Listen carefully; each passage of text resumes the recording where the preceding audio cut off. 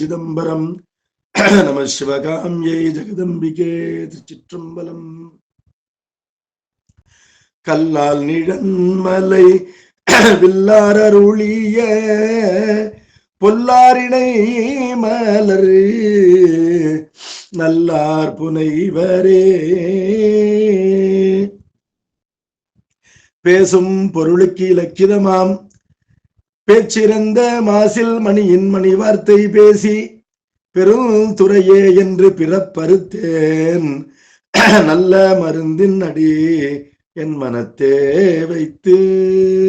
திருச்சிற்றம்பலம். பெரியோர்களே, ஆசிரியர் பெருமகனார் அருணந்தி சிவனாருடைய சிவஞான சித்தியார் அதன் கண் சுபக்கம் 8வது நூற்பாவிலே முதல் அதிகரணம் பார்த்து கொண்டிருக்கின்றோம். பாடல் எண் 5, பாடல் தொடர் எண் 257. இதற்கு முந்தைய பாடலிலே நிர்பீஜ தீட்சைக்கு உரியவரை பற்றிய செய்திகள் பார்த்தோம்.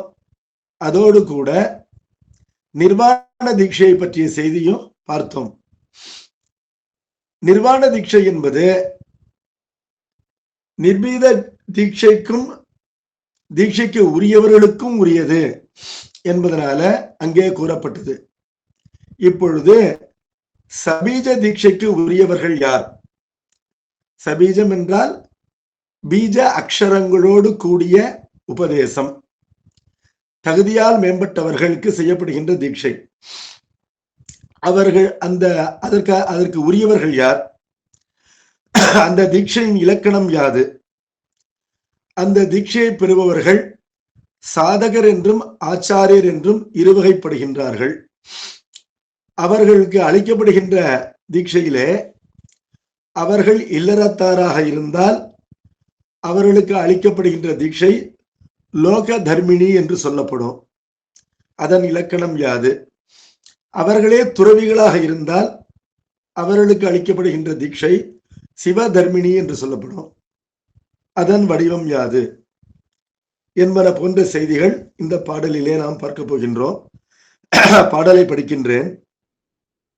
ஓதி உணர்ந்து ஒழுக்க நெறி இழுக்கா நல்ல உத்தமர்க்கு செய்வது உயர் பீஜம். இவர் தம்மை நீதியினால் நித்திய நைமித்திக காமியத்தின் நிறுத்தி நிரம்ப அதிகாரம் நிகழ்த்துவதும் செய்து சாதகர் ஆச்சாரியரும் ஆக்கி வீடு தருவிக்கும் உலோக சிவதருமிணி என்று இரண்டாம் ஆதலினால் அதிகாரயாம் சமயம் விசேடம் நிர்வாணம் அபிடேகம் இவற்று அடங்கும் அன்றே. பாடலுடைய பொருளை பார்ப்போம். ஓதி உணர்ந்து ஒழுக்க நெறி இழுக்கா நல்ல உத்தமர்க்கு செய்வது உயர் பீஜம். முதலிலே இந்த வாழ்க்கை என்பது மீண்டும் பிறவா நெறியினை அடைவதற்காக நமக்கு அளிக்கப்பட்டது.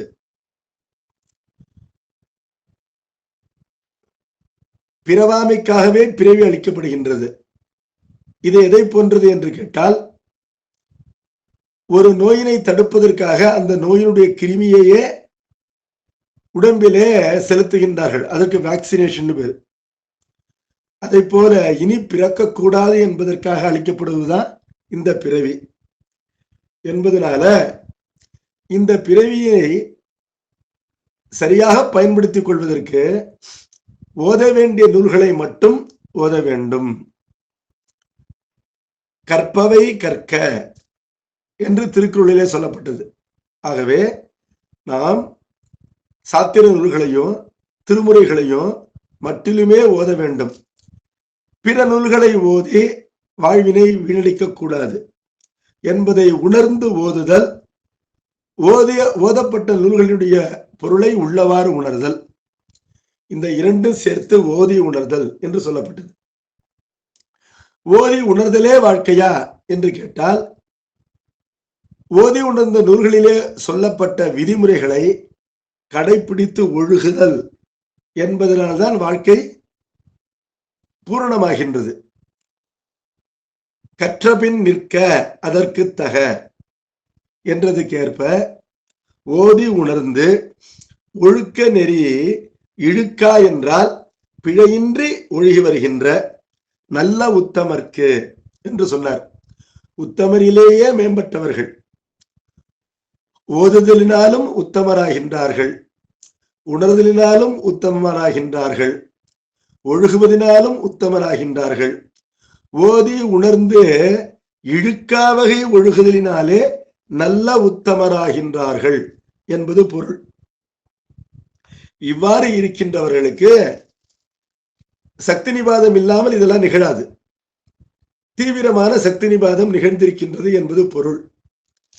இவர்கள் ஓதி உணர்ந்து இழுக்காவகை ஒழுகின்ற காரணத்தினாலே இவர்களுடைய மனம் என்பது உயர்ந்த பரிபாகத்தை எய்தி இருக்கின்றது என்பதை இப்படிப்பட்ட சீடர்களை காண்கின்ற அளவிலேயே குருநாதன் அறிவான்.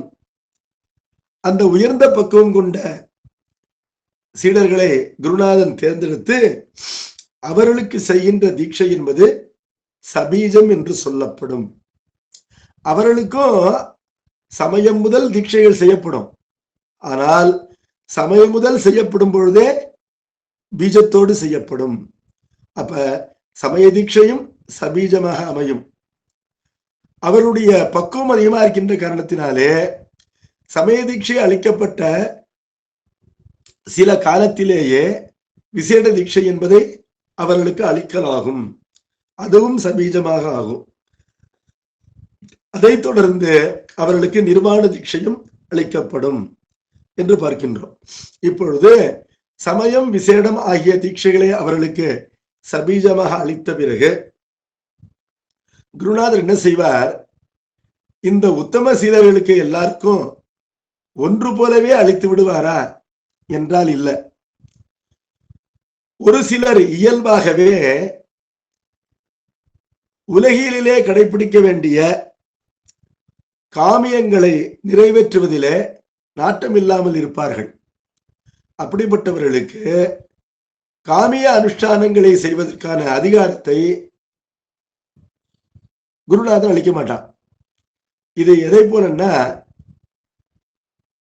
அவருடைய தகுதி அதிகமாக இருக்கின்ற காரணத்தினாலேயே அவர்களுக்கு தேவைப்படாத அனுஷ்டானங்களிலே அதிகாரத்தை தரமாட்டார்.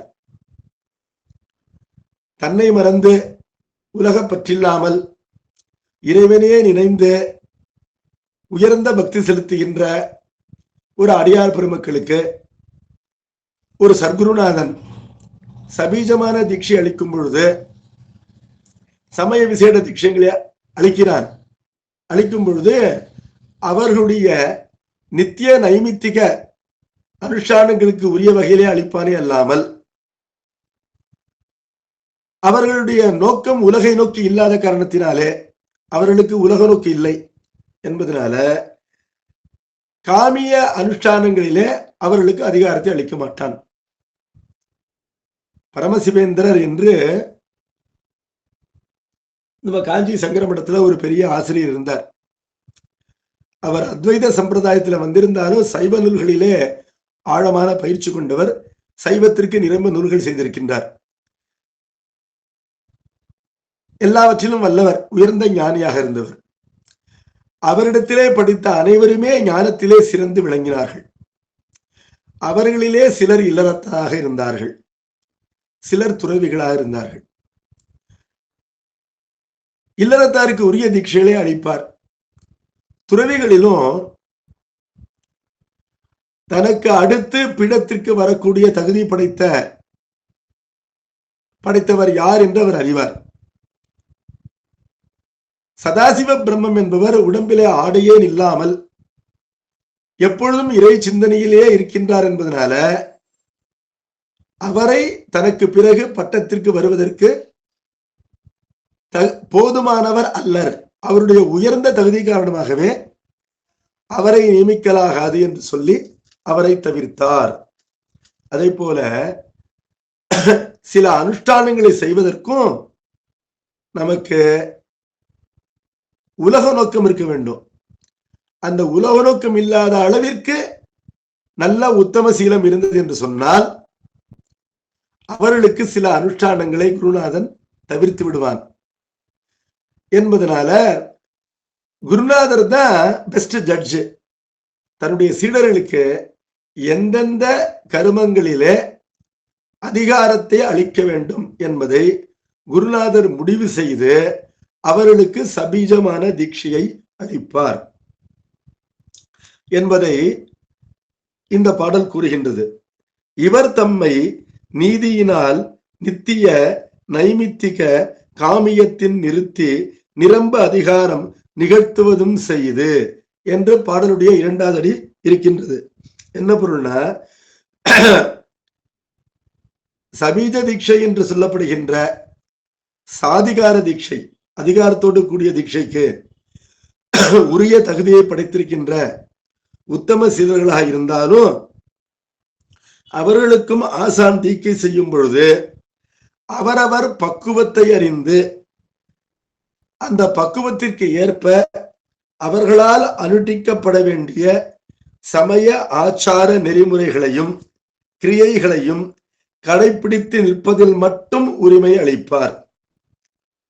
அளித்து அவர்களால் இனி அனுபவிக்கப்பட வேண்டிய கர்ம வினைகளை அவர்களின் அனுபவத்திற்கு வாராத வகையிலே சிவாக்னியினாலே எரித்து அழித்து அவர்கள் இயற்ற வேண்டிய நித்திய வழிபாடு, நைமித்திக வழிபாடு, காமிய கிரியைகள் என 3லும் அவர்களை அதிகாரம் உடையவர்களாக செய்து வைப்பார்.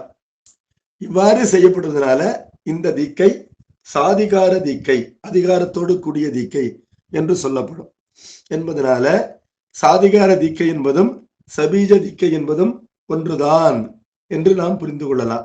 எவ்வாறு? சென்ற வகுப்பிலே நிரதிகார தீக்கை என்பதும் நிர்பீஜ தீக்கை என்பதும் ஒன்றுதான் என்று புரிந்து கொண்டது போல. அடுத்து இந்த சபீஜ தீட்சை பெறுபவர்கள் இருவகைப்படுவார்கள். சாதகர் என்றும் ஆச்சாரியர் என்றும் இருவகைப்படுவார்கள். அது என்ன வேறுபாடுன்னு கேட்டா, இந்த சபீஜ தீட்சை பெறுபவர்களிலே சமயம், விசேடம், நிர்வாணம் என்னும் 3 நிலைகளிலே தீட்சை அளிக்கப்பட்டு கர்மானுஷ்டானங்கள் கற்பிக்க பெற்று இந்த 3 நிலைகளிலே நிறுத்தப்படுகின்ற சீடர்கள் சாதகர்கள் என்று சொல்லப்படுவார்கள். 4வதாகிய அபிஷேகம் என்ற ஒரு உயர்ந்த தீக்கை, நிர்வாணத்தை அடுத்த தீக்கை, 4வது தீக்கை. அந்த அபிஷேகமும் செய்விக்கப்பெறுபவர்கள் ஆச்சாரியர் ஆவார்கள். இதுல இந்த அபிஷேகம் செய்யப்பட்ட சீடர்களே தீக்கை பெறாத ஏனையோருக்கு சமயம் முதல் ஏனைய தீக்கைகளை செய்விக்கின்ற தகுதியை பெறுகின்றார்கள். இதான் ஸ்ட்ரிக்டா பார்த்தா இப்படிதான்.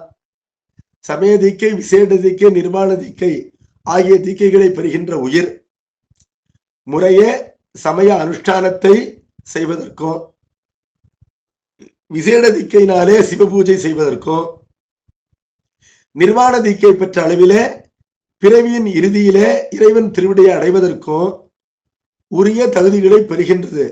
ஆனால் இன்னொரு உயிருக்கு தீக்கை செய்விக்கின்ற அந்த தகுதியை பெற்றுவிடுகின்றதா என்றால் இல்லை. அந்த தகுதியை எப்பொழுது பெறுகின்றதுன்னு கேட்டா, அபிஷேகம் செய்யப்பட்டு ஆச்சாரியராக ஆகும் பொழுதுதான் ஏனைய உயிர்களுக்கு தீக்கை அளிக்கின்ற தகுதியை இந்த சீடன் பெறுகின்றான் என்பதை உணர வேண்டும். சாதிகார தீக்கை பெறும் பேருடையார் சாதகர், ஆச்சாரியர் என இருவகைப்படுவர். சமயம், விசேடம், நிர்வாணம் எனும் 3லும் நிறுத்தப்படுவோர் சாதகர் எனப்படுவர். சமயம், விசேடம், நிர்வாணம், அபிஷேகம் எனும் 4லும் நிறுத்தப்படுவோர் ஆச்சாரியர் எனப்படுவர் அப்படின்னு சொல்லிருக்கு. இத இந்த பாடலுடைய 3வது சொல்லுது, சாதகர் ஆச்சாரியரும் ஆக்கி வீடு தருவிக்கும் உலோக சிவ தருமினி என்று 2ஆம். சாதகர் ஆச்சாரியரும் ஆக்கி வீடு தருவிக்கும் அப்படின்னு சொன்னதுனால சாதகர் ஆச்சாரியர் இருவருமே வீடு பெற்றுக்கு உரியவர்கள் என்பது பொருள்.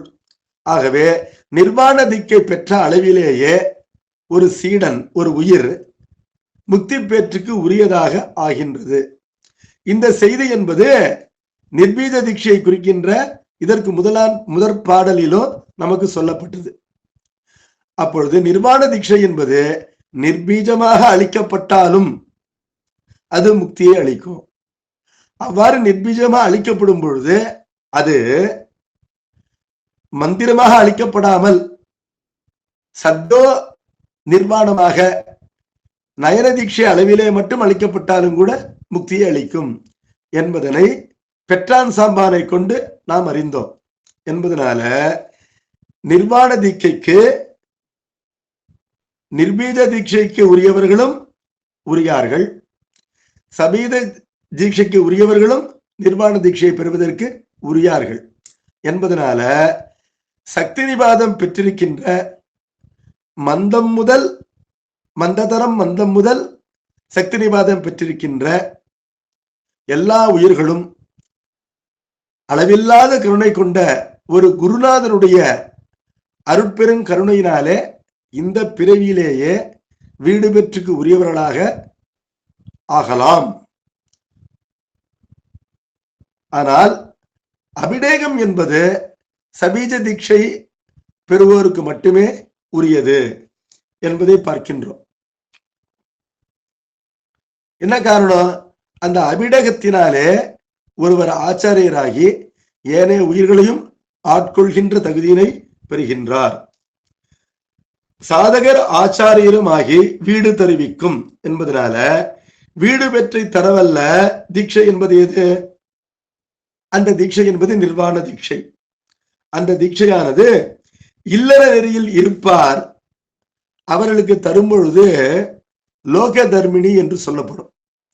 அதுக்கு என்ன அடையாளம்னு கேட்டா, நம்முடைய பாசத்தை சிவாக்னியிலே முழுவதுமாக ஆகுதி செய்து நீக்குகின்ற ஒரு செயலை இந்த நிர்வாண தீட்சை செய்கின்ற குருநாதன் வேள்வியிலே செய்வார். அதற்கு அடையாளமாக என்ன செய்வாரு? ஒருவர் துறவியாக இருந்தால் இந்த தீட்சையை தொடர்ந்து அவர் துறவு மேற்கொள்ள போகின்றார் என்று இருந்தால் அவருடைய சிகை, ஏன்னா பழங்காலத்துல எல்லோருக்கும் சிகை உண்டு, பிரம்மச்சாரிகளுக்கு சிகை உண்டு, இல்லறத்தாருக்கு சிகை உண்டு, எல்லா ஜாதிக்காரர்களுக்கும் சிகை என்பது உண்டு. அந்த சிகையினை என்ன செய்வாரு? அதை கத்தரித்து இந்த வேள்வியிலே ஹோமம் செய்து விடுவார். அதாவது அவருடைய தலையை முண்டித்து விடுவார், முண்டனமாக்கி விடுவார் அவருடைய தலையை. ஆகவே அந்த சிகையானது ஹோமம் செய்யப்படுவது என்பது பாசம் ஹோமம் செய்யப்படுவதற்கான அடையாளம், புற அடையாளம். இவருடைய பாசத்தினை சிவாக்னியிலே எரிப்பதற்கு உரிய மந்திரங்களினாலே எரிப்பார். ஆனால் இந்த தீட்சையை தொடர்ந்து அவர் துறவு மேற்கொள்வார் என்று சொன்னால் அதற்கு புற அடையாளமாக அவருடைய சிகை, அந்த குடுமி, அதனை கத்தரித்து இந்த நெருப்பிலே போட்டு பொசுக்கி விடுவார்கள். அவ்வாறு தீக்கை அளிக்கப்பட்டால் அந்த தீக்கை சிவதர்மிணி என்று சொல்லப்படும். ஆனால் ஒருவர் இல்லறத்தாராக தொடர்வார் என்று சொன்னால் இல்லறத்திற்குரிய கர்மானுஷ்டானங்களை செய்வதற்கு அவருக்கு உபவீதமும் சிகையும் அவசியம் என்று நூல்கள் கூறுகின்றன. என்பதனால அவர் முக்திக்கு உரியவராக அவருடைய பாசனிக்கமானது நிர்வாண தீக்கையினால நிறைவேறினாலும் அவர் இல்லறத்தை தொடர்ந்து கடைபிடிப்பதற்காக அவருடைய சிகையானது கத்திரித்து ஓமம் செய்யப்படாது என்ற காரணத்தினாலே சிகையானது ஓமம் செய்யப்படாமல் அவருக்கு அளிக்கப்படுகின்ற நிர்வாண தீட்சை என்பது லோக தர்மிணி என்று சொல்லப்படும். உலகத்தோடு ஒட்டிய தீட்சை என்பது பொருள். உலக அறத்தை கடைபிடிப்பதற்கு அவர்களுக்கு உரிமை உண்டு என்பது பொருள். சிவதர்மிணி என்று சொன்னால் உலக அறங்களை கடைபிடிப்பது நின்று போய்விட்டது, சிவனுக்குரிய அறங்களை மட்டும்தான் அவர்கள் கடைபிடிக்கலாம். அதாவது இவர்கள் துறவு மேற்கொண்டு விட்டால் உலகியல் கர்மானுஷ்டானங்கள் இவர்களுக்கு நின்று போகும். ஆனால் கர்மானுஷ்டானங்களே இல்லையா என்று கேட்டால் அப்படி இல்லை. இறைவனுக்குரிய பூசை ஒழுக்கங்கள்லாம் அவர்களுக்கு உண்டு. இறைவனை அவர்கள் காலந்தோறும் பூசிக்க வேண்டும், துறவிகளும் சிவபூஜை செய்ய வேண்டும் என்பதனால சிவதர்மம் என்பது உண்டு, உலகியல் தர்மம் என்பது இல்லை என்பதை காட்டுவதற்காக துறவிகளுக்கு அளிக்கப்படுகின்ற நிர்வாண தீட்சை என்பது சிவ தர்மிணி என்றும், இல்லறத்தாருக்கு அளிக்கப்படுவது என்பது லோக தர்மிணி என்றும் சொல்லப்படும். புறத்தே இதற்கான வேறுபாடு என்னன்னா, துறவிகளுடைய சிகை என்பது ஓமத்திலே கத்திரித்து பொசுக்கப்படும், இல்லறத்தாருக்கு அவ்வாறு செய்யப்படாது என்ற வேறுபாட்டினை அறிய வேண்டும். இந்த லோக தர்மிணி என்பது பௌதிக தீட்சை என்றும் கூறப்படும். சிவதர்மிணி என்பது நைஷ்டிக தீட்சை என்றும் சொல்லப்படும். இந்த பாடலுடைய இறுதி அடியில ஆதலினால் அதிகாரையாம் சமயம் விசேடம் நிர்வாணம் அபிடேகம் இவற்று அடங்கும் அன்றே. ஆதலினால்னா இவ்வாறு நிகழ்வதால், அதிகாரையாம் சமயம் விசேடம் நிர்வாணம் அபிடேகம் இவற்று அடங்கும் அன்றே என்று சொன்னால், அதிகாரத்தோடு கூடிய சமய தீட்சை, விசேட தீட்சை, நிர்வாண தீட்சை, அபிஷேக தீட்சை என்பன இவ்வாறு சபீஜமாக நிகழும். சபீஜமாக என்றால் ஐந்தெழுத்தோடு பீஜாட்சரங்களும் பிரணவ மந்திரமும் சேர்த்து உபதேசிக்கப்படுவதாக நிகழும் என்பது பொருள். இந்த ஈற்றடிக்கு இன்னொரு விதமாகவும் பொருள் சொல்கின்றார்கள். எப்படின்னு கேட்டா, நிர்பீஜம் சபீஜம் என்று சொல்லப்படும் இருவகைப்பட்ட தீட்சைகளுக்குள்ளே சமயம் விசேடம் நிர்வாணம் அபிஷேகம் என்று சொல்லப்படுகின்ற 4 வகை பேதங்களும் அடங்கும். உண்மைதானே? அப்படியும் பொருள் சொல்லலாம். ஏன்னா தீட்சைகள் 2 விதமாகத்தான் அளிக்கப்படும். தீட்சை அளிப்பதென்றாலே 5 எழுத்து உபதேசமாகிவிடும். அந்த 5 எழுத்து வித்தெழுத்தோடு சேர்த்து உபதேசிக்கப்படுகின்றதா இல்லையா என்பதுதான் வேறுபாடு. ஆகவே நிர்பீஜம் சபீஜம் என்பதுதான் 2 பெரும் பிரிவுகள். அந்த 2 பெரும் பிரிவுகளுக்குள்ளே 4 வகைப்பட்ட தீட்சைகளும் அடங்கும். என்ன 4 வகைப்பட்ட தீட்சைகள் என்று கேட்டால், அன்றாட அனுஷ்டானத்தில் மட்டும் அதிகாரத்தை தருகின்ற சமய தீட்சை, சிவபூஜையிலும் வாய்ப்பு தருகின்ற விசேட தீட்சை, முத்திக்கு உரியவனாக செய்கின்ற நிர்வாண தீட்சை, பிறருக்கும் உபதேசிக்க வல்லவனாக செய்கின்ற அபிடேக தீட்சை என்ற இந்த 4ம் நிர்பீஜம் சபீஜம் என்ற 2 அடங்கும். அதுல அபிடேகம் என்பது சபீஜமாக மட்டும்தான் நிகழும் என்பதையெல்லாம் நாம் இதுவரையிலும் நன்றாக தெரிந்து கொண்டு விட்டோம். ஔத்ரி என்ற தீட்சை அது தொகையினால் ஒன்று. இப்ப இந்த 2 பாட்டிலையும் சொல்லப்பட்ட எல்லாமே ஔத்ரி தான். அந்த ஔத்ரி என்பது வேள்வி செய்வது, வேள்வியினால் அளிக்கப்படுகின்ற சமய விசேட நிர்வாண அபிடேக தீட்சைகள். அந்த வேள்வி என்பது அகத்தும் புறத்தும் செய்ய வல்லது. புறத்தே செய்தால் கிரியாவதி, குருநாதன் அகத்தே செய்தால் ஞானவதி. அகத்தே செய்வது என்பது வேள்வி செய்வதாக பாவிப்பது மட்டிலும் என்பது பொருள். என்பதனால ஔத்ரி என்பது தொகையால் ஒன்று. அது ஞானாவதி கிரியாவதி என்று வகையால் 2. அது ஞானாவதியில் நிர்பீஜம், ஞானாவதியில் சபீஜம், கிரியாவதியில் நிர்பீஜம், கிரியாவதியில் சபீஜம் என்று விரியால் 4 என்று பார்க்கின்றோம். அடுத்த பாடல், இப்பொழுது 6வது பாடலுக்கு போவோம். இந்த 6வது பாடலில் நமக்கு சொல்லப்படுகின்ற செய்திகள் என்ன அப்படின்னு கேட்டா, நமக்கு தீட்சை அளிக்கின்றார் ஒரு ஞான குரு.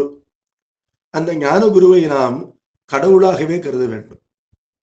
நம்மை போல் ஒரு மனிதர் என்றோ அவரிடத்திலே குற்றங்குணங்களை தேடுவதோ குறைகளை காண்பதோ நமக்கு அபராதமாகும்.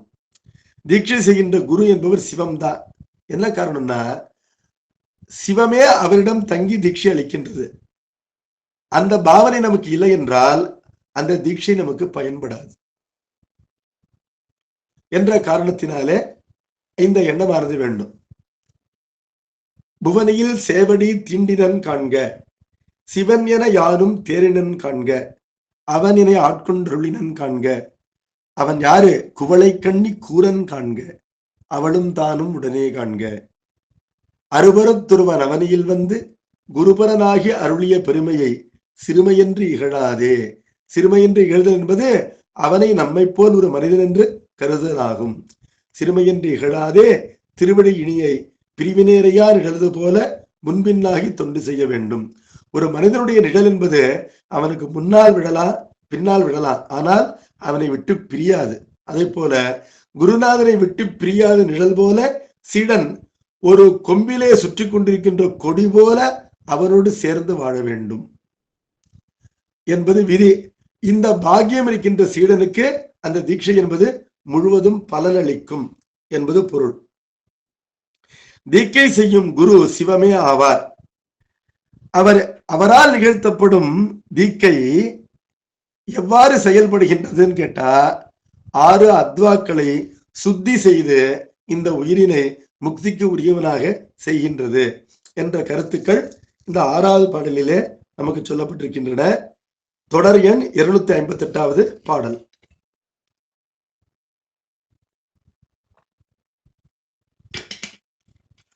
அழிவிலா கிரியையினான் ஆதல் சக்திமத்தான் ஆதல் அத்துவா சுத்தி பன்னி மலமகற்றி ஒழிவிலா சிவம் பிரகாசித்தற்கு ஞானம் உதிப்பித்து உற்பவம் துடைப்பன் அரண் ஒரு மூவர்க்கும் வழுவிலா வழி 6ஆம் மந்திரங்கள் பதங்கள் வண்ணங்கள் புவனங்கள் தத்துவங்கள் கலைகள் கழிவிலாது உரைத்த முறை ஒன்றின் ஒன்று வியாத்தி கருதுகலை சக்தியின் கண் சக்தி சிவன் கண்ணாம் என்பது பாடல்.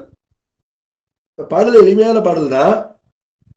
ஆனா பொருள் செய்கின்ற ஒரு முறை எப்படின்னா, 3வது அடியிலிருந்து பொருள் செய்வோம். வழுவிலா வழி 6ஆம். வழு என்றால் குற்றம். வழுவுவதற்கு காரணமாக அமைவது வழு. வழுக்கி விழுவதற்கு எது காரணம்? வழுக்குகின்ற வழவழப்பு காரணம்.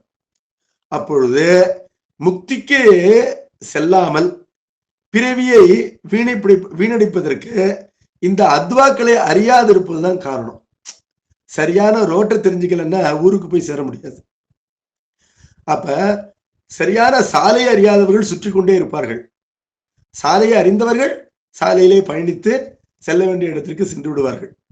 சாலை என்பது வலுவற்றது, அதனை பற்றிய அறிவு வேண்டும் என்பதனால ஒரு சாத்திர தீக்கையின் மூலம் முக்தி பெற்றை விரும்புகின்ற நம்மை போன்றவர்கள், அதாவது 4 விஷயம் தெரிஞ்சுக்கணும், அதன் மூலம் நம்முடைய மனதை இடத்திலே செலுத்த வேண்டும் அப்படின்னு நமக்கு ஒரு அணுபக்ஷம் இருக்கின்றது. அப்படி இருப்பவர்கள் தெரிந்து கொள்ள வேண்டியது என்னன்னா 6 விஷயங்களை தெரிஞ்சுக்கணும். என்னது? அவை தெரிந்து கொண்டு விட்டோம் என்று சொன்னால் நம்மை கைவிடாமல் காப்பாற்றும்.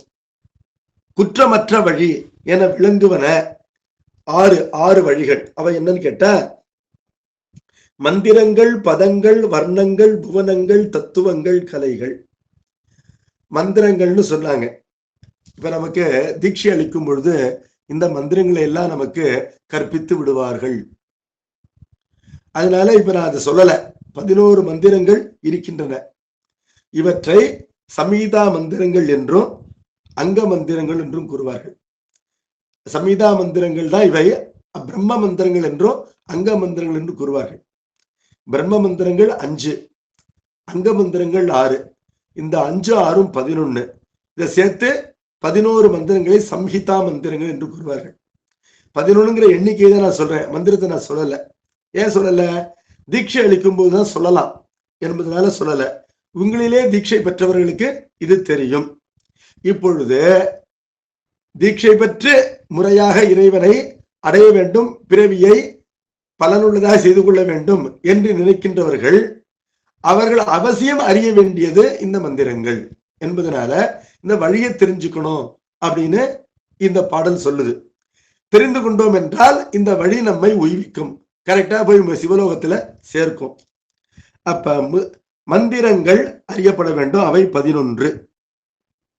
இந்த மந்திரங்கள் எல்லாம் பதங்களால் ஆனவை. அந்த பதங்கள் மொத்தம் 81. இந்த பதங்கள் எல்லாம் வர்ணங்களால் ஆனவை. வர்ணம் என்ற வடமொழி சொல் தமிழ்ல வண்ணம் என்று 2 சுழினா யூஸ் பண்ணுவாங்க. கர்ணன் என்பது கண்ணன் என்று வரும். கிருஷ்ணன் என்பது கண்ணன் என்று 3 சுழினா மேல வரும். வர்ணம் என்று சொன்னால் எழுத்து, அக்ஷரம். அது 51 எழுத்துக்கள். தமிழ் மொழியை அடிப்படையாக கொண்டு இதை சொல்லல. வடமொழியிலே உயிரெழுத்தும் மெய்யெழுத்தும் கூட்டெழுத்துமாக 51 எழுத்துக்கள் மந்திர எழுத்துக்களாக கணக்கிடப்பட்டிருக்கின்றன. அந்த எழுத்துக்கள் தான் 51. பதங்கள் எல்லாம் இந்த எழுத்துக்களால் ஆனவை. அந்த பதங்கள் 81. மந்திரங்கள் 11 தான். அவை இந்த பதங்களால் ஆனவை அப்படின்னு பார்க்கிறோம். இப்பொழுது இந்த 3ம் சேர்ந்து சொல்லுதான் என்பதனால இதனை சொல் உலகு என்று கூறுவார்கள். சப்த பிரபஞ்சம், சொல்லளவிலே இருக்கின்ற உலகம். இந்த உலகத்தை நாம் உச்சரிக்கலாம், காதால் கேட்கலாம், ஆனால் கண்ணால் பார்க்க முடியாது, கையால் தீண்ட முடியாது. என்ன காரணம்? ஒலி அளவில் இருக்கின்ற படைப்பு. ஆனால் ஒலி அளவில் இருக்கின்ற படைப்பு இருக்கின்றது. இதற்கு என்ன பயன்னா, உரு அளவில் இருக்கின்ற படைப்பிற்கு இது பெயராக அமையும். ஒரு ஆப்ஜெக்ட் இருக்குன்னா அதுக்கு ஒரு நேம் இருக்கு. அப்பொழுது there is not a single object without a name. We may not know the name, but every object has a name அப்படின்னு நம்முடைய வைதிக சாத்திரம் சொல்லுது. இதை நம்புறவங்க நம்பலாம். இதை ஏன் நம்பணும் அப்படின்னு கேட்டா, ஆதியிலே இந்த உலகத்தை படைப்பதற்கு பிரமனை படைத்து கடவுள் அவருக்கு வேதங்களை சொல்லி கொடுத்தார். வேதங்கள் என்பது என்னன்னா, பிரமதேவன் படைக்க போகின்ற உலகத்திலே இருக்கின்ற எல்லா பொருளுடைய பெயர்களும் அந்த வேதம் என்ற நூலிலே இருக்கின்றன.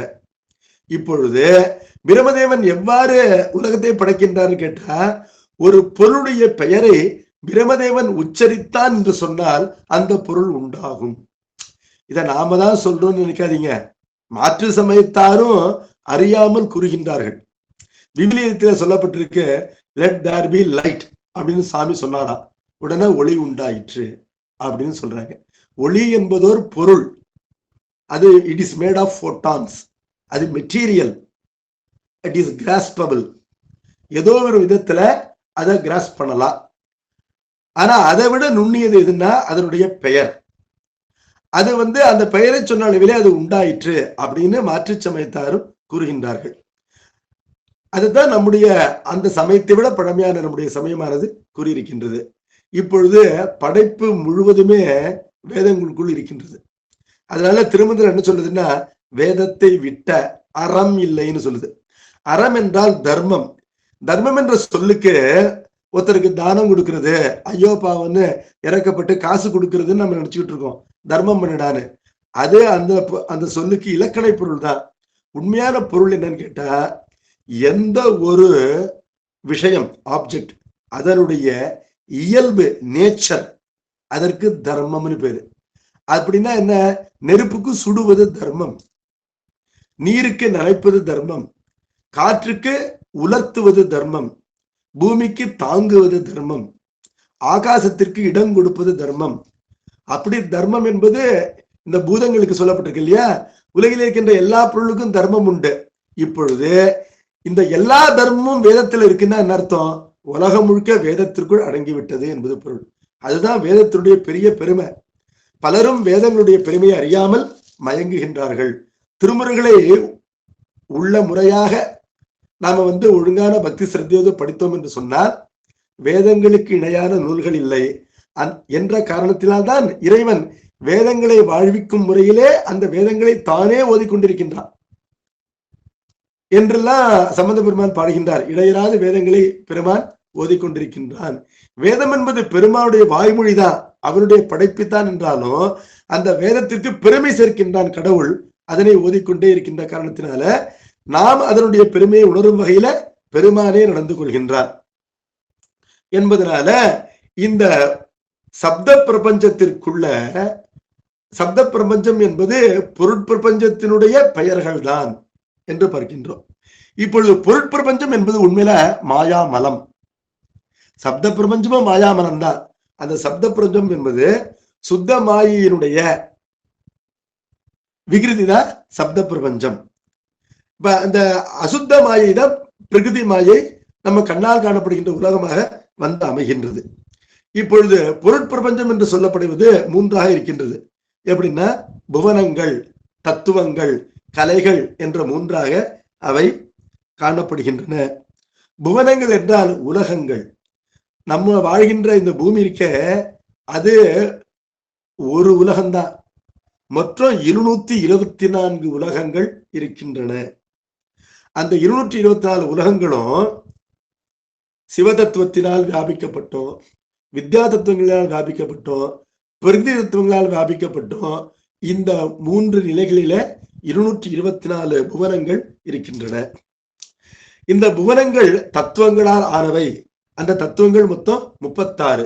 தத்துவங்களை பற்றி நமக்கு நல்லா படிச்சிருக்கோம், ஓரளவு தெளிவா தெரியுது.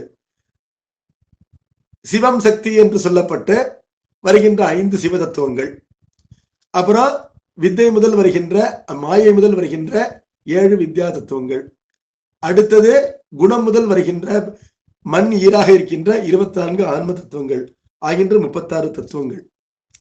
அடுத்தது கலைகள் 5. இந்த கலைகளை பற்றி நமக்கு அவ்வளவா தெரியாது, கொஞ்சம் கொஞ்சமா தெரிஞ்சுக்கணும். இந்த கலைகள் மொத்தம் 5: நிவிருத்தி கலை, பிரதிஷ்டா கலை, வித்யா கலை, சாந்தி கலை, சாந்தியதீதை என்ற கலை. இந்த கலைகள் 5.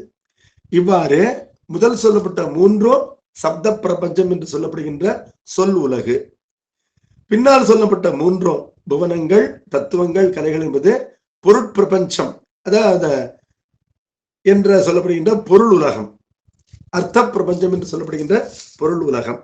இப்படியாகத்தானே 6 அத்வாக்கள். அத்வா என்ற சொல்லுக்கு வழி, ரோடு, சாலை, மார்க்கம் என்பது பொருள். ஏன் இவற்றை வழின்னு சொல்றோம்னு கேட்டா, படைக்கப்படுகின்ற உயிர் இவ்வழியாகத்தான் படைக்கப்படுகின்றது. அந்த உயிர் படைப்பினை தாண்டி இறைவன் திருவடி அடைய வேண்டும் என்றால் வந்த வழியே இந்த வழியாக சென்றுத்தான் கடவுளை அடைய வேண்டும் என்பதை சம்பந்த பெருமான் ஒரு தேவாரத்தில் சொல்றார். பொங்கி வரும் புனல் சென்னி வைத்தார், போம் வழி வந்து இழிவு ஏற்றம் ஆனார். வருகின்ற வழியிலே திரும்பி போகும் வழியாபடியாக இந்த படைப்பிலே உட்படுத்திய உயிரை மீண்டும் தன்பால் இருக்கின்ற வழியாகவும் இறைவன் ஆயிருக்கின்றான். இந்த அத்வாக்களிலே இறைவனுடைய திருவுருள் என்பது கலந்து இருக்கின்றது. திருவுருள் கலக்காத இடமே இல்லை. அது படைப்பனைத்திலும் கலக்கின்றது. ஏன் கலக்கின்றதுன்னா, அதுதான் கடவுளிடத்திலே உயிரை இட்டு செல்கின்ற மீடியமாக இருக்கின்றது. இப்ப குழந்தை எங்க ஓடினாலும் அம்மாவோட பார்வை குழந்தை மேல இருக்கு என்பது குழந்தையை காக்கின்றது. அது ஆபத்துல மாட்டிக்காம அம்மா என்ன பண்றா, கையினால் பிடித்து விடுகின்றாள். அதை போலவும் அருள் செயல்படுகின்றது என்பதனால அம்மாவினுடைய கவனத்தை மீறி ஒரு குழந்தை இல்லை, காக்கப்படுகின்ற குழந்தை. அதுபோல அருள் என்பது உயிரிலை காக்கின்ற காரணத்தினால அதனுடைய கலப்பு என்பது படைப்பிலே எல்லா நிலையிலும் இருக்கின்றது. அருள் வேறு இல்லை, சிவம் வேறு இல்லை என்பதனால இந்த அத்வாக்களாக இறைவனே இருக்கின்றான் என்று சம்பந்த பெருமான் பாடுகின்றார். போம் வழி வந்து இழிவு ஏற்றம் என்பது 6 அத்வாக்களை குறிக்கின்ற ஒரு தொடர். இதாகத்தானே இறைவன் இருக்கின்றான் என்று சொன்னால் இந்த அத்வாக்களிலே அவன் அருளானது நிரம்பி இருக்கின்றது. ஆகவே இந்த அத்வாக்களின் வழியாக நாம் இறைவனை அடைய வேண்டும். இந்த அத்வாக்களின் வழியாகத்தான் இந்த அத்வாக்களை சுத்தி செய்து, சுத்தி செய்தல்னா என்ன, இதெல்லாம் இம்பியூரா இருக்கா அப்படின்னா கிடையாது. சுத்தமா இல்லை அப்படிங்கிறோம் அப்படின்னா என்ன அர்த்தம், அங்கு காணப்படவில்லை என்பது அர்த்தம். அதே போல இந்த அத்வாக்களிலே கட்டுண்ணுதல் என்பது காணப்படாத நிலை என்பது அத்வ சுத்தி என்று சொல்லப்படும். இப்ப மந்திரங்களிலே கட்டுப்படாத நிலை என்பது எப்பொழுது ஏற்படும், அந்த மந்திரங்களை பதங்களிலே ஒடுக்கிவிட்டால் ஏற்படும். பதங்களிலே கட்டுப்படாத நிலை என்பது எப்படி ஏற்படும், அவற்றை வர்ணங்களிலே ஒடுக்கிவிட்டால் ஏற்படும்.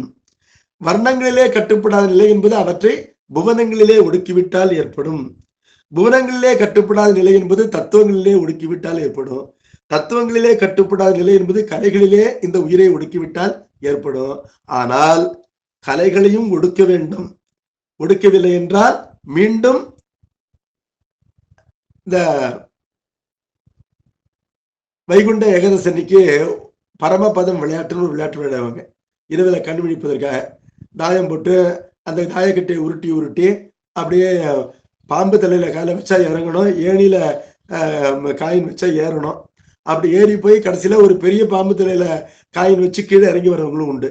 அதுபோல கலைகளையும் தாண்டி செல்லவில்லை என்றால் மீண்டும் பிறப்புக்கு ஆட்பட வேண்டும்.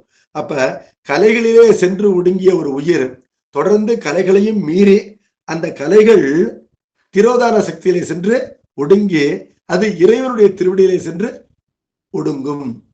இவ்வாறு குருநாதன் தீட்சையினாலே இந்த உயிரினுடைய வினைகளை தூய்மை செய்து ஒடுக்குகின்றான் ஆகம மந்திரங்களை கொண்டு.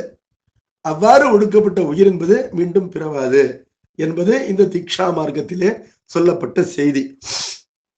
ஆகவே குருநாதன் தீட்சையின் மூலம் என்னத்தான் செய்கிறார் அப்படின்னு நமக்கு ஒரு சந்தேகம் வருது. அவர் என்ன செய்யறார்னா, உரிய ஆகம மந்திரங்களை கொண்டு அகத்தே செய்கின்ற பாவனையாகின்ற வேள்வியிலோ அல்லது புறத்தே செய்கின்ற அக்னி முகமான வேள்வியிலோ உரிய மந்திரங்களை கொண்டு இந்த உயிரினை ஒவ்வொரு அத்வா வழியாக இட்டு சென்று இந்த உயிரினுடைய கலைகளையும் திரோதியிலே ஒடுக்கி திருவுருள் சக்தியிலே சென்று ஒடுக்கி விடுகின்றார். இவ்வாறு அவர் செய்கின்ற செயல் என்பது அத்துவ சுத்தி என்று சொல்லப்படும். இந்த அத்துவ சுத்தியினால்தான் இந்த உயிர் முக்தி பேற்றுக்கு உரியதாக ஆகின்றது. இவ்வாறு தீட்சையானது அளிக்கப்படுகின்றது என்று சொன்னார். இப்பொழுது இந்த அத்வாக்களை பற்றிய செய்தியை 4வது அடியிலே சொல்றார். அத்வாக்களை பற்றிய அறிமுகத்தை இந்த 6வது பாடலுடைய 3வது அடியிலே சொன்னார். வழுவிலா வழி 6ஆம். அவை யாவை என்று கேட்டால் மந்திரங்கள், பதங்கள், வண்ணங்கள், புவனங்கள், தத்துவங்கள், கலைகள் என்று 6. இந்த 6ம் எப்படி அமைந்திருக்கின்றதுன்னு கேட்டா, கழிவிலாது உரைத்த முறை ஒன்றின் ஒன்று வியாப்தி. கழிவிலாது என்றால் வித்தவுட் எக்ஸப்ஷன். இந்த ரூலுக்கு எந்த எக்ஸப்ஷனும் கிடையாது. எந்த ரூலுக்கு? இப்ப நான் சொல்ல போற ரூலுக்கு. நம்ம வீட்டுல பெண்ணுக்கு கல்யாணம் பண்ணி கொடுக்குறோம் அப்படின்னா சீர்வரிசை தருவதற்காக பாத்திர கடையில போய் நிறைய பாத்திரம் வாங்குவோம். புதுசா குடுத்தனம் பண்றதுக்கு நிறைய இந்த டம்ளர் டமரா வாங்குவோம். அதுக்கப்புறம் வந்து அடுக்கு வாங்குவோம், குடம் வாங்குவோம், பலவிதமான கிரைண்டர், மிக்சி எல்லாம் வாங்குவோம். அதுல டமரா வாங்கும்போது எப்படி வாங்குவாங்கன்னா, 10 டமரா வாங்குறோம்னு சொன்னா ஒரு டமராக்குள்ள ஒரு டமரா அடங்குற மாதிரியே பெரிய சைஸ்ல இருந்து சின்ன சைஸ் வரையும் வாங்குவாங்க புத்திசாலியா இருக்கிறவங்க. Packing easy. அது போல டம்ளர்களும் பெரிய டமராக்கு பெரிய டம்ளர், அதை விட சின்ன டமராக்கு சின்ன டம்ளர், அப்படி இப்படிதான் வாங்க. அடுக்கு வாங்கினாலும் பல சைஸ்ல ஒண்ணுக்குள்ள ஒண்ணு கரெக்டா ஃபிட் ஆகிற மாதிரி அடுக்கு வாங்குவோம். இப்படி வாங்கினா பேக் பண்றது ஈஸி, இல்லைன்னா பேக் பண்றதே பிரச்சனையாகும். இப்பொழுது கடவுள் படைப்ப ஈஸியா பேக் பண்ற மாதிரியும் ஈஸியா வந்து பேக்கிங்கை ஓபன் பண்ணி கடை வைக்கிற மாதிரியும் கடவுளுடைய கடை அமைஞ்சிருக்கு. அவர் என்ன பண்றாருன்னா, இந்த அத்வாக்கள்லாம் ஒன்றில் ஒன்று அடங்கும் வண்ணமே அமைத்திருக்கின்றார். இந்த ஒன்றில் ஒன்று அடங்கும் என்ற இந்த சட்டத்திற்கு எந்த விதமான விலக்கும் கிடையாது. there is no exception என்பதனால கழிவிலாது என்றால் வித்தவுட் எக்ஸப்ஷன். உரைத்த முறை என்றால் இந்த அத்வாக்களை நான் சொல்றேனே அந்த முறையிலேயே. எந்த முறையில? மந்திரம், பதம், வர்ணம், புவனம், தத்துவம், கலை என்ற அந்த முறையிலேயே, அந்த ஆர்டர்ல ஒன்றின் ஒன்று வியாப்தி என்று சொல்றார். இந்த இடத்துல வியாப்தி என்ற சொல்லுக்கு அடங்கும் என்பது பொருள். சம்ஸ்கிருதத்துல சில சொற்கள் இருக்கின்றன. அவற்றை எப்படி புரிஞ்சுக்கிறதுன்னு கேட்டா, வியாபகம் அப்படின்னு ஒரு சொல். வியாபகம் என்ற சொல்லுக்கு வியாபித்தல், ஊடுருவுதல், பெர்வேஷன் என்பது பொருள். இயல்பான பொருள் இது. வியாபகம் என்றால் பெர்வேஷன். காற்று அடிக்குதுன்னா, கிழக்கேந்து மேற்க வீசுதுன்னா அது எத்தனை இடத்துக்கு ஸ்ப்ரெட் ஆகுது, அந்த ஸ்ப்ரெட் அதுதான் வியாப்தின்னு சொல்லப்படுது. வியாபகம் என்றால் பெர்வேஷன். வியாபியம் என்று ஒரு சொல் இருக்கின்றது. அது என்ன? பீயிங் பெர்வேடட், பெர்வேட ஆறது அப்படின்னு சொல்றோம். இப்பொழுது கடல் நீருக்கு அது உப்பு கரிக்குது. கடல் நீர் உப்பு கரிக்கும் பொழுது ஜலத்துல ஒவ்வொரு அணுவிலும் அந்த உப்பு தெரியுது. இப்பொழுது நாம நினைச்சிட்டு இருக்கிறோம் உப்பு கரைஞ்சிருக்கு நீருக்குள்ள. நாம நினைக்கிறோம், எப்படி நினைக்கிறோம்னா உப்பு ஜலத்துக்குள்ள கரைஞ்சு ஜலத்துல ஸ்ப்ரெட் ஆயிருக்குன்னு சொல்றோம். உண்மை அது இல்லை. இந்த உப்பை விட எது மென்மையானது, நுண்ணிதானதோ அந்த நீர் இருக்கின்றதே அது உப்பினை கரைத்திருக்கின்றது. உண்மை என்னன்னு கேட்டா நீர்தான் உப்பிற்குள் வியாபித்திருக்கின்றது. நீர்தான் உப்பிற்குள் வியாபித்திருக்கின்றது. அப்ப நீர் உப்பை விட நுண்ணியது என்பதனால என்ன பண்ணுது, நீர் உப்பினை வியாபிக்கின்றது. உப்பு என்பது பிருத்திவி தத்துவம் கொண்டது. நீர் என்பது அந்த பிருத்திவி தத்துவத்திற்கு தாயாகின்ற தத்துவ நிலையிலே இருப்பது, பஞ்சீகரணம் செய்யப்பட்ட நிலையில. நீரிலிருந்துதான் மண் வருகின்றது. உப்பு என்பது மண்ணிலே அடங்கக்கூடியது. அப்பொழுது ஒரு பாமரனாக, குழந்தையாக நாம் நினைப்பது உப்பு ஜலத்துல கரைஞ்சிருக்குன்னு நினைக்கிறோம். உண்மை என்னன்னா நீர் உப்பினை பெர்வேட் செய்திருக்கின்றது, கரைத்திருக்கின்றது. நீருக்கு அந்த வல்லமை இருக்கின்றது. நீர் உப்பினை கரைத்திருக்கின்றது. அப்பொழுது நீர் என்பது வியாபக வஸ்து. நீர் என்பது நீர் பெர்வேட்ஸ் உப்பு. நீர் என்பது உப்பினை வியாபிக்கின்றது. நீர் உப்பினை கலக்கின்றது.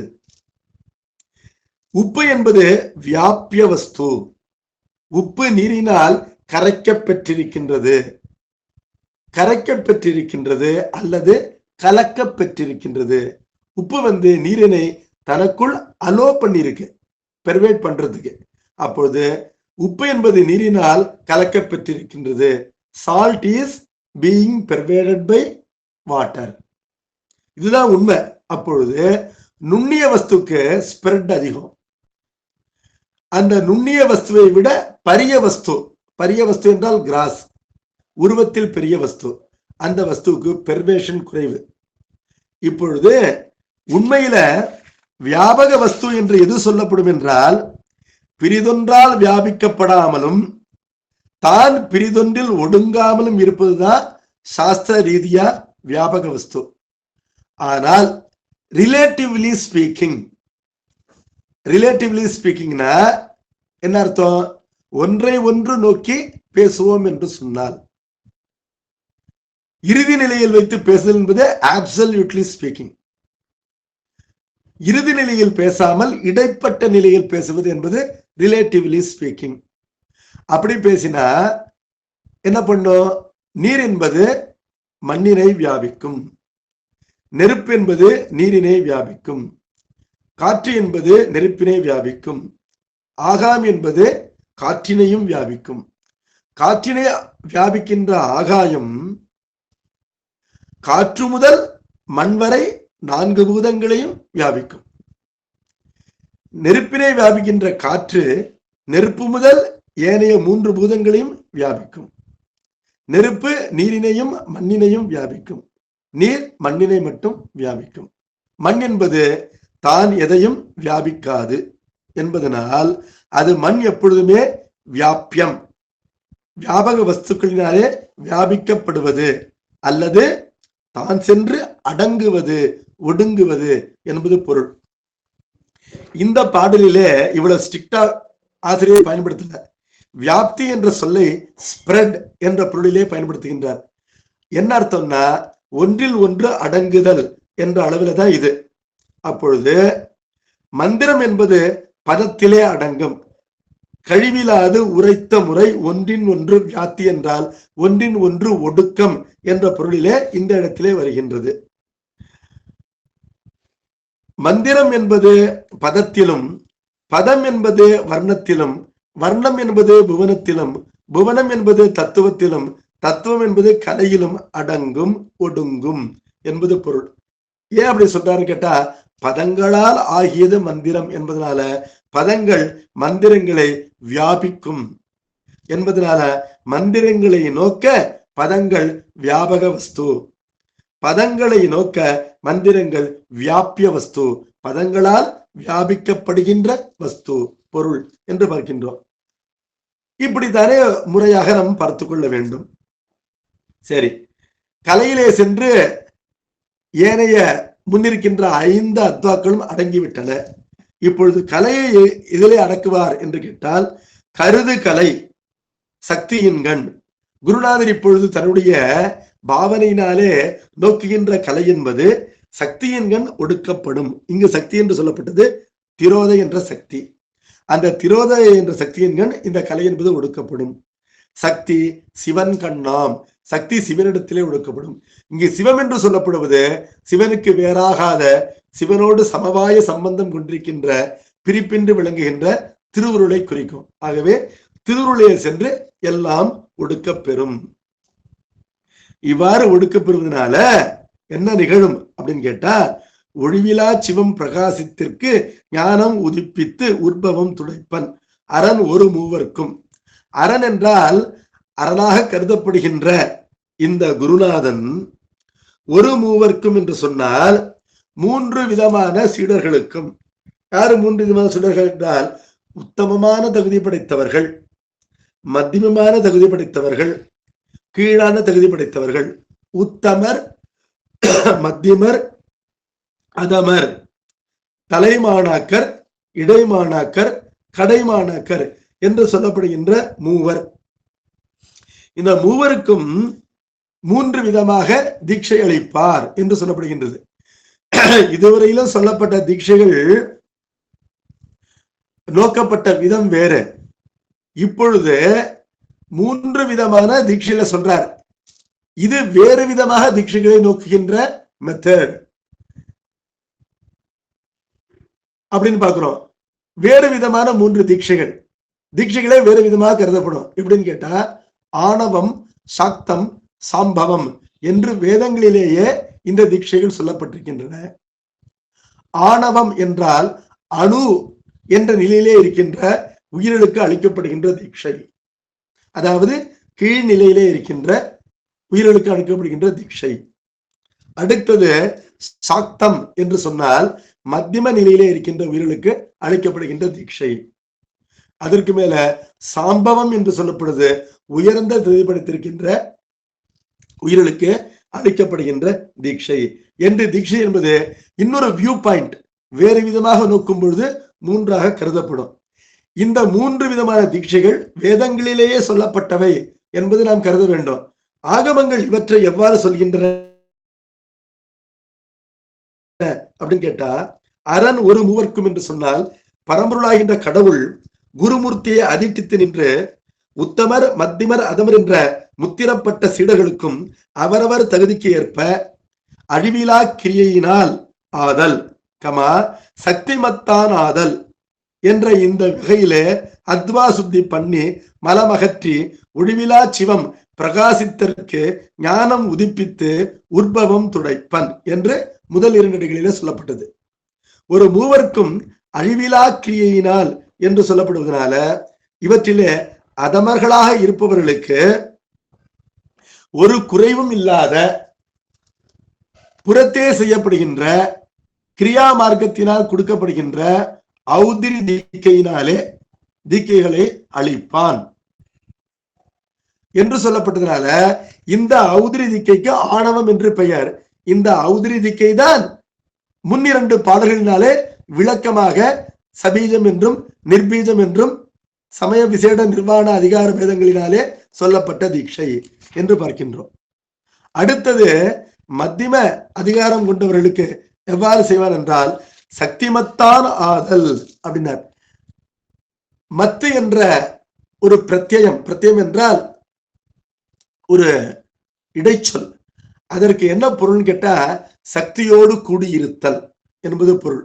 அப்ப சக்திமத்தான் ஆதல் என்றால் சக்திமான் ஆதல், சக்தியோடு கூடியிருப்பவனாக இருத்தல். மத்தியம அதிகாரம் கொண்டிருக்கின்ற சீடர்களுக்கு இறைவன் அழிவில்லாத சிற்சக்தியோடு கூடிய மனோபாவனையினால் செய்யப்படும் ஞான தீட்சையை அளிப்பான். இந்த சக்திமத்தான் ஆதல் என்பதை 2ஆக பொருள் செய்ய வேண்டும் வேதங்களுக்கு ஏற்ப. எப்படின்னு கேட்டா சக்திமத்தானாக இருந்து அவன் சிற்சக்தியோடு கூடிய மனோபாவனையால் செய்யப்படுகின்ற ஞான தீட்சை என்பது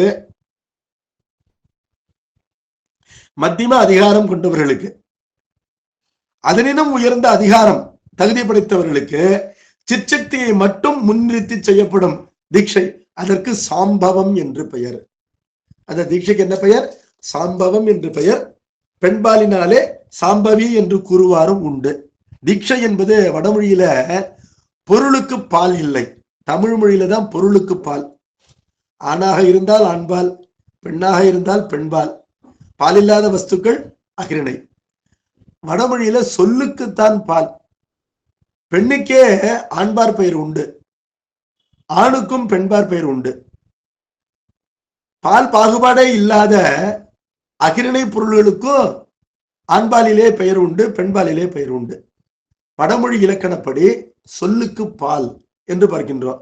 தீட்சை என்பது ஒரு சொல், அந்த சொல் பெண்பாலிலே இருப்பதனால இந்த தீட்சையை சாம்பவி என்று கூறுவாரும் உண்டு. சாம்பவி அல்லது சாம்பவம் என்று சொல்லப்படுகின்ற தீட்சை உயர்ந்த தகுதி படைத்த உயிர்கள், அதாவது யாரு? அந்த விஞ்ஞானா கலர் அவர்களுக்கு தரப்படுவது, தவ முதல்வர்களுக்கு செய்யப்படுவது. எடுத்துக்காட்டு சண்டேச நாயனார். அடுத்தது சிற்சக்தியோடு கூடிய மனோபாவனையால் செய்யப்படும் தீட்சை, அது பிரளயாகலருக்கு செய்யப்படுவது. தவ முதல்வராகின்ற சம்பந்தருக்கு செய்யும் பொழுது சாமி என்ன பண்ணினார்? அருட்கருணையோடு இறங்கி வந்து ஞானப்பால் அளித்து அவ்வாறு செய்தார் இல்லையா? அப்படிப்பட்ட தீட்சை, அதை போன்ற தீட்சை. அடுத்தது கிரியாவதியாகவும் ஞானாவதியாகவும் ஔதிரியாக செய்யப்படுகின்ற தீட்சை என்பது, அதுதான் நிர்பீஜமாகவும் சபீஜமாகவும் சமய விசேட நிர்வாண அபிடேகங்கள் என்ற பேதங்களோடு சகலராகின்ற நமக்கெல்லாம் செய்யப்படுகின்ற தீட்சை என்று நாம் அறிய வேண்டும். ஆனால் இந்த எல்லா நிலைகளிலும் தீட்சை என்பது அத்வாக்களை சுத்தி பண்ணி செய்யப்படுகின்றது என்பதை பின்னிரண்டு அடிகளினாலே நமக்கு ஆசிரியர் சொன்னார். இவ்வாறு செய்யப்படுகின்ற தீட்சையினாலே அத்வா சுத்தி பண்ணப்பட்ட அளவிலே மலம் அகற்றப்படுகின்றது. 6 அத்வாக்களை சுத்தி பண்ணின குருநாதன் மும்மலங்களில் இருந்தும் முழுவதுமாக இந்த உயிர்களுக்கு தூய்மை தருகின்றான். மும்மலங்களை முழுவதுமாக நீக்குவான். அவ்வாறு நீக்கிய அளவிலே முடிவில்லாத சிவம் பிரகாசத்திற்கு ஞானம் உதிப்பிப்பான். நீக்கமர நிற்கின்ற சிவம், அந்த சிவம் புதிதாக காட்சி தரவில்லை, அது எப்பொழுதும் காட்சி தந்து கொண்டே இருக்கின்றது. இருந்தாலும் நாம் தான் அதனை பார்ப்பதற்குரிய தகுதி இல்லாமல் குருடாக இருக்கின்றோம். ஏதுக்களாலும் எடுத்த மொழியாலும் மிக்கு சோதிக்க வேண்டாம், சுடர்விட்டுடன் எங்கள் ஜோதி. பகலிலே ஆந்தை என்பது குருடாக இருக்கின்றது. ஆந்தைக்கு சூரியன் தெரியவில்லை என்பதனால பகலிலே சூரியன் இல்லை என்பது இல்லை. பகல் வெளிச்சத்தில ஆந்தைக்கு கண் தெரியாது. அதை போன்ற நிலை ஆணவ மலத்தினாலே நமக்கு இறைவன் பிரகாசித்துக் கொண்டிருக்கும் பொழுதே அறியப்படாதிருக்கின்றார். இப்பொழுது தீட்சையினாலே ஆணவ மலம் வலி குன்றிய நிலையிலே எப்பொழுதும் பிரகாசித்துக் கொண்டிருக்கின்ற இறைவன், அந்த இறைவனை காண்பதற்கான ஞானம் என்பது நம்மிடத்திலே உதிக்கின்றது. அந்த ஞானத்தினை தீட்சையினாலே குருநாதன் உதிப்பிக்கின்றான். இந்த ஞானம் என்பது என்னன்னு கேட்டா, இதைத்தான் திருவருள் என்று சொல்கின்றோம். கடவுள் பிரகாசித்துக் கொண்டே இருக்கின்றார் என்று சொன்னால் அவரை காண்பதற்கான ஞானம் தேவையான்னு கேட்டா தேவை. எதை போலன்னா, சூரியனை காண்பதற்கு சூரியனுடைய கிரணங்கள் தேவை என்பதை போல, சூரியனை காணாத நிலையிலே இந்த உலகினை காட்டுகின்ற சூரியனுடைய ஒளிக்கதிர்கள், சூரியனை காண்கின்ற நிலையிலே அவனையும் அந்த ஒளிக்கதிர்களே காட்டுகின்றன. அந்த ஒளிக்கதிர்களை போல் இருக்கின்றதுதான் திருவருள். அதைத்தான் ஞானம் என்று ஆகமங்கள் கூறுகின்றன. அந்த ஞானம் என்பது உதிப்பது என்பது தீட்சையினால. அந்த ஞானத்தை பெற்ற ஒருவன் மேற்கொண்டு பிறப்பதில்லை. உற்பவம் துடைப்பன். உற்பவம் என்றால் மறுபிறவி, மேற்பிறவி. அதனை அரண் ஒரு மூவர்க்கும் துடைப்பன் என்று சொல்லப்பட்டது. இப்பொழுது தவ முதல்வருக்கும் இவ்வாறுதான் தீட்சை செய்யப்படுகின்றது என்பதனை பிரிபுரணம் எவ்வாறு காட்டுகின்றது? இறைவன் ஞானப்பால் அளித்த நிலையிலே சம்பந்த பெருமான் ஒளியோடு திகழ்ந்தார், பிரகாசித்தார். அவர் அபரஞானம் பரஞானமாகின்ற இருவகை ஞானங்களை பெற்றார் என்று அந்த சிவஞானத்தை பாராட்டுகின்றார் பெரிய புராணத்துல என்பதனால இவ்வாறு தீட்சையினாலே ஞானமானது உதிப்பிக்க பெறும். அந்த ஞான ஒளியினை தன்னுடைய உள்ளத்திலே பெற்று அந்த உயிரானது தீட்சை பெற்ற அளவிலேயே மனத்திலிருந்து நீங்கி சிவமாக திகழும் என்ற செய்திகள் எல்லாம் இந்த 6வது பாடலிலே நமக்கு ஆசிரியராலே சொல்லப்பட்டிருக்கின்றன. தொடர்ந்து 7வது பாடலை வருகின்ற வகுப்பிலே வியாழக்கிழமை என்று பார்ப்போம். நம பார்வதி பதையே ஹரஹர மகாதேவா. சித் சபேஷா சிவசிதம்பரம் திருச்சிற்றம்பலம். நிறைய